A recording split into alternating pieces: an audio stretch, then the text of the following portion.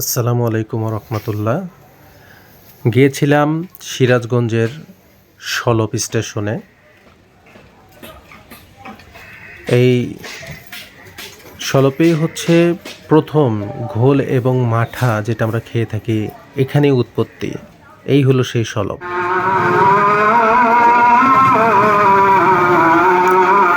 এখন আজান চলছে আর আপনারা দেখতে পাচ্ছেন যে স্কুলের মেয়েরা রেল লাইন ধরে হেঁটে যাচ্ছে। আর সামনেই দেখতে পাচ্ছেন সলপ দই ঘর। তারপরে এগুলো যেগুলো দোকান আপনারা দেখতে পাচ্ছেন, এগুলো সব দোকানে ঘোল বিক্রি করে থাকে, মাঠা বিক্রি করে থাকে, দই মিষ্টি এগুলো বিক্রি করে থাকে।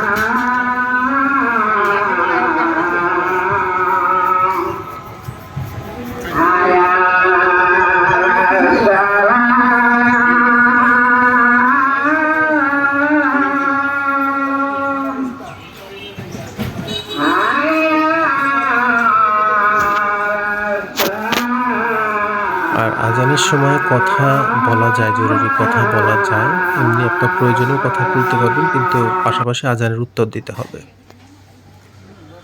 তো দেখতে পাচ্ছেন লোকটি একটি বোতলে ঘোল ভরছে।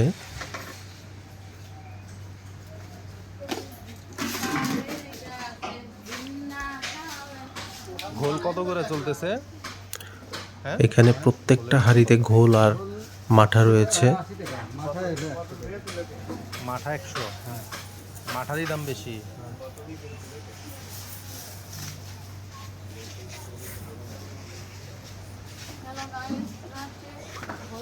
তাহলে এখানে প্রতি কেজি ঘোল 80 টাকা আর মাঠা 100 টাকা।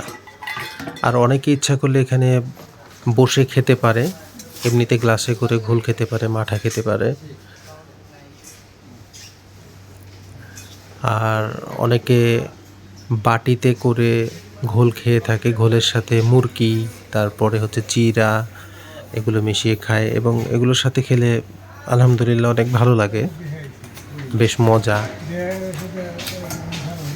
চিরা দিচ্ছে, মুরগি না, এখন দেবে হচ্ছে মুরকি।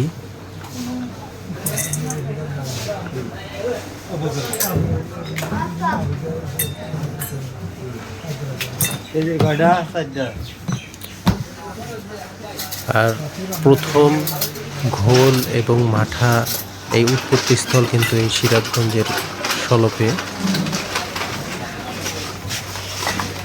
আর এখানকার মতো ঘোল এবং মাঠা সারা বাংলাদেশে কোথাও আপনি পাবেন না, এত টেস্ট এবং এত খাঁটি মানের যে ঘোল এবং মাঠা। আর আমরা যে দোকানে আছি, সম্ভবত এই দোকানেই প্রথম ঘোল তৈরি করেছিল বাংলাদেশে। আর পাশাপাশি অন্যান্য দোকানেও অনেক পুরাতন, তারাও অনেক আগে থেকে ঘোল এবং মাঠা তৈরি করে থাকে। তবে এখানকার মতো ঘোল আর মাঠা আপনি বাংলাদেশ কেন, সারা পৃথিবীর কোথাও ইনশাল্লাহ পাবেন না। তো যদি কেউ খেতে চান অবশ্যই চলে আসবেন। আসসালামু আলাইকুম।